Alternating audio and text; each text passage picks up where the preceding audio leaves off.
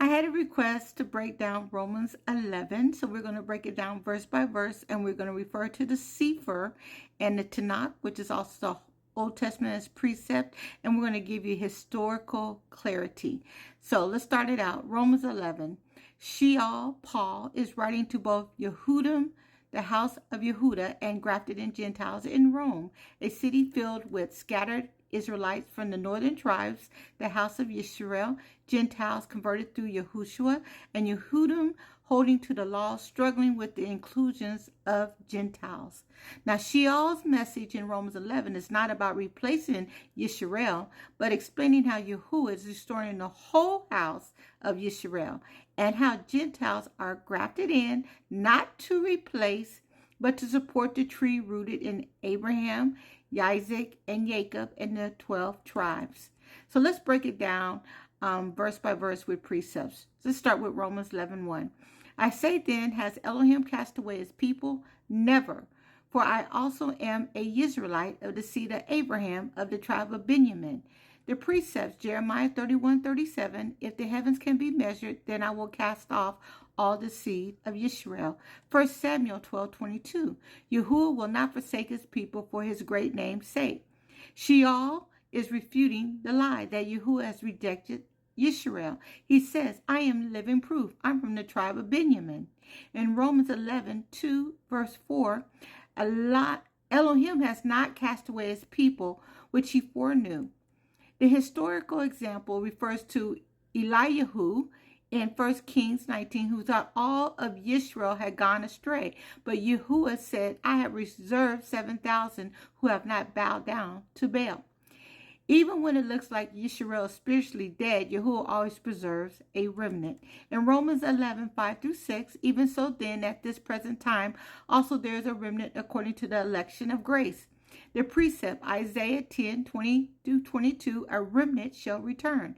Zephaniah 3:13, the remnant of Yisrael shall do no iniquity. The remnant is those awakened by Yahuwah to return to covenant by his mercy, not because of their works.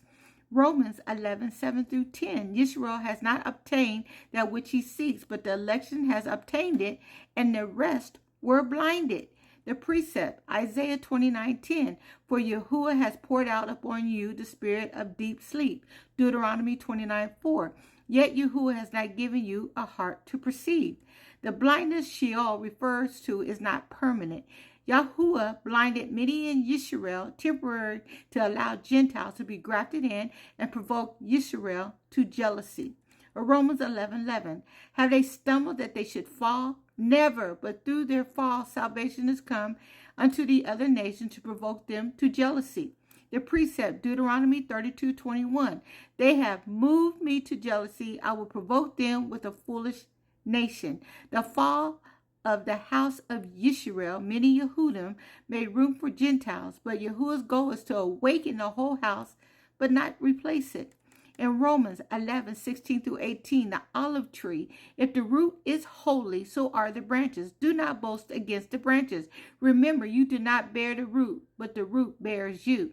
The precept, Jeremiah 11:16, Yahuwah called your name a green olive tree. Hosea 14:6, his beauty shall be as the olive tree. The olive tree is Yisrael, all 12 tribes.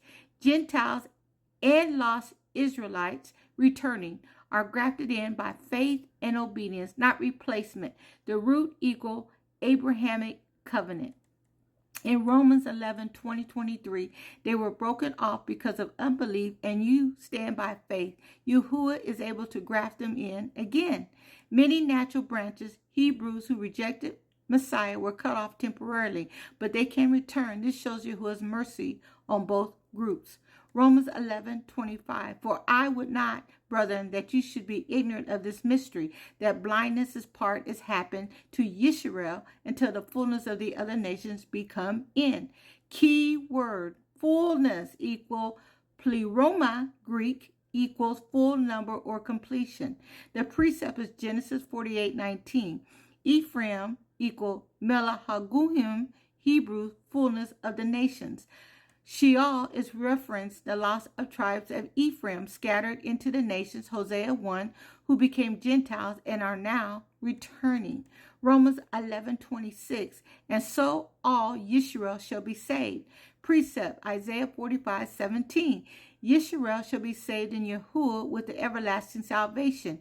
Ezekiel 37:22-24. I will make them one nation, and David shall be king over them all.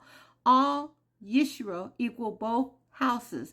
Yehudah plus Yisrael and Ephraim reunited under Yahushua. So my final word is Romans 11 is not about the church replacing Yisrael. And that's what's been taught by the Gentile pastors. They've been taught that Yahuwah divorced Israel and has been replaced by the church, the Gentiles.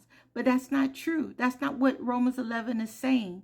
It's about Yahuwah restoring his covenant, reuniting the 12 tribes, bringing in the nations who choose to walk in obedience with Yisrael, and doing it all through Yahushua HaMashiach, the root and branch of David. Ezekiel 47:22. The stranger that sojourns with you, they shall have an inheritance among the tribes of Yisrael. I hope I explained it. Let me know.